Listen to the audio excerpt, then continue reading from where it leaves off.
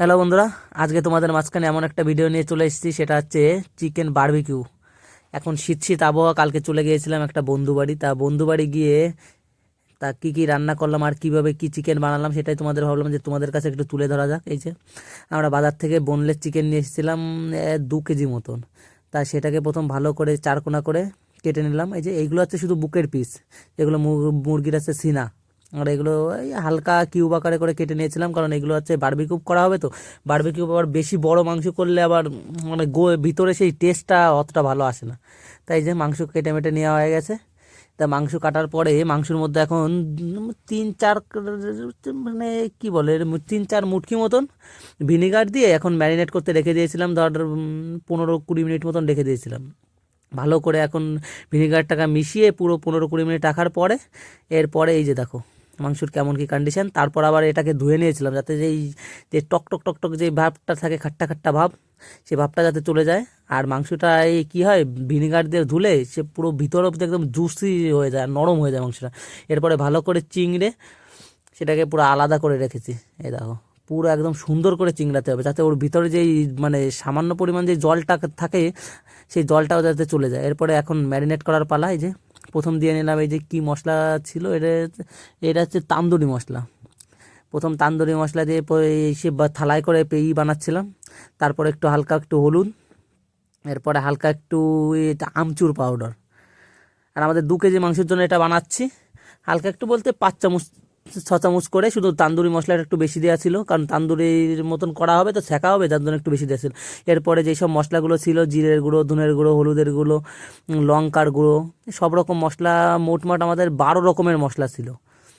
এই যে দেখো এইগুলো সব, এইটা মনে হচ্ছে কিসের পাউডার ছিল, এটা মানে ব্ল্যাক পেপার ছিল। এই যে ধনের গুঁড়ো, জিরের গুঁড়ো, মিট মশলা, চিকেন মশলা, যা যা ছিল ওদের বাড়ি সব মশলাই দিয়েছিলাম। আর ব্ল্যাক পেপারটা একটু শেষ হয়ে গেছে মনে হয় এটা, আর আগে তো দিয়েছি। এরপরে কি করতে হবে, ভালো করে মশলাটাকে প্রথম মিশিয়ে নিতে হবে। যে মশলাটা আমরা মূলত গুঁড়ো মশলা ব্যবহার করেছি, আর এমনি মশলাও আছে আলাদা করা। তারপরে এই যে দেখো এই যে BC প্রোটিন পাউডার, মানে এটা হচ্ছে লবণ ছিল। তা লবণ টবণ দিয়ে ভালো করে একদম মশলার মধ্যে করে একদম পুরো অন্য লেভেলের তৈরি করতে চাইছিলাম, যে প্রথমবার তার নিজেরা খাবো তো ওই জন্য অত আর বেশি করতে ফেন্সিভাবে করিনি। আর এই যে এখানে আছে আদা রসুন আর হালকা পরিমাণে মানে পেঁয়াজ ছিল কটা, হালকা পেঁয়াজ রসুন আদা দিয়ে করা ছিল। আর এই যে দেখো আমাদের মাংস। এরপরে এর মধ্যে খাঁটি সরিষার তেল, তেল 100 গ্রাম থেকে 100 গ্রাম মতন দিয়েছিলাম তেল দিয়ে, যতক্ষণ না এটা নরম হচ্ছে ততক্ষণ তেল দিয়ে ভালো করে এখন মাখাতে হবে মশলাটা, যাতে পুরো একদম মশলা সব রকম মশলা যেন মিশে থাকে। পুরো একদম মশলাটাকে ভালো করে ফেটিয়ে ফেটিয়ে ফেটিয়ে ফেটিয়ে অনেকক্ষণ ধরে মশলাটা মাখাতে হবে। এই যে মশলার ভিতরে একটা রসুনও ছিল, রসুনটা আগে দেখিনি, এবারে সেই রসুনটা ওখানেই ছিল। এই দেখো, তো এবার মশলাটাকে ভালো করে করে একটু টেস্ট করে দেখলাম যে লবণ টবণ সব কিছু ঠিক আছে কিনা, কোনোটা বেশি আছে কোনোটা কম আছে কিনা, ঝালের পরিমাণ ঠিক আছে কিনা। এটা অনেকে বলবে যে কাঁচা মশলা, ওই সব টেস্ট করা যায়, খুবই টেস্ট লাগে। এরপরে এখন মাংসের মধ্যে মিশিয়ে নেব। মাংসটা একটু ভালো করে মিশিয়ে নিলাম। এই যে দেখো ভালো করে পুরো একদম মাংসতে মিশাতে হবে, মিশিয়ে আবার আধ ঘন্টা রেখে দেবো এই ম্যারিনেট করে, যাতে মাংসের ভিতরে ওই রসটা টেনে যায়, কারণ এতে সর্ষের তেল দেওয়া রয়েছে তো। আর মশলাগুলো এখন যদি ম্যারিনেট করে রাখে, আর পুরো জল তো চিংড়ানো, এই যে রসটা যাবে পুরো মাংসের মধ্যে, রসটা টেনে যাবে। আর এইটাই যখন আধ ঘন্টা রেখে দেবো পুরো একদম জুসি হয়ে মানে চিকেন হয়ে যাবে। যেই সময় পুরানো হবে পুরো চিকেনের ভিতর অবধি পুরো হয়ে যাবে। তা মাংসটা অনেকক্ষণ রাখার পরে তারপর মনে হলো, এই যে আবার লবণও লেবু দিয়েছিলাম।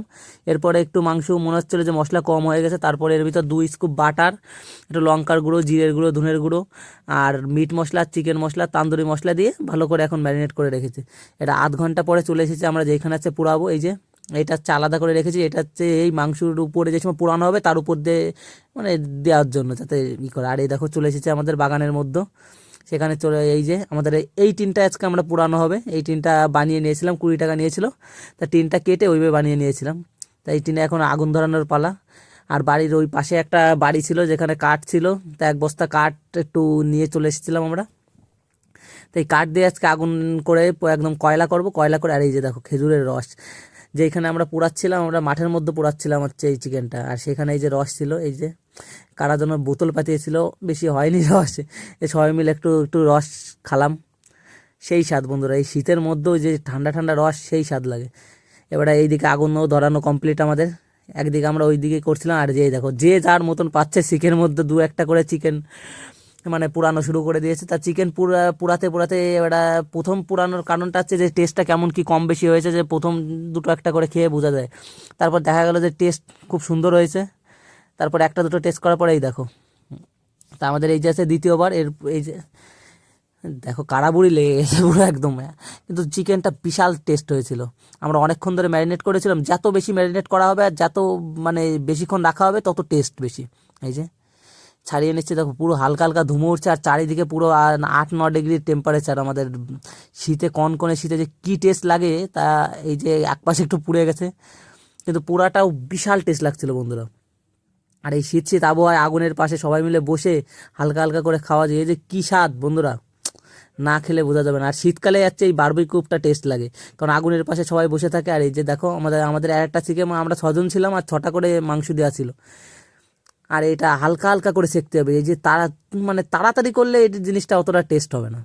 এই জিনিসটা করতে হবে আচ্ছা আস্তে আস্তে আস্তে আস্তে, ধরো এক একটা চিকেন পুরাতে না হলেও আমাদের 15-16 মিনিট লাগছিল, যাতে পুরো প্রপার কুক হয়ে যেতে পারে। আর যেই সময় হালকা হালকা নিচে ইয়েছে, আর এইগুলো মূলত কয়লার আগুনে করলে ভালো হয়, এই যে কাঠের আগুনে আমরা যে করেছি। আর এর উপর দিয়ে যে হালকা একটু করে লেবু ছিটিয়ে দিচ্ছিলাম, লেবু। আর ওইখানে যে মশলা ছিল সেই মশলাটাও ব্যাটারটাও এখানে দেওয়া হচ্ছিল, ওই যে পাশে যে মশলা। সবাই খাচ্ছিলাম একটু সস দিয়ে, একটু লবণ দিয়ে, একটু লেবু দিয়ে। আর এইখানে দেখো একটা ভাই ছাল গাঁথা শুরু করেছে, মুরগির যে স্কিন ছিল সেই স্কিনটাও। আর এই স্কিন যে কি সুন্দর লাগে।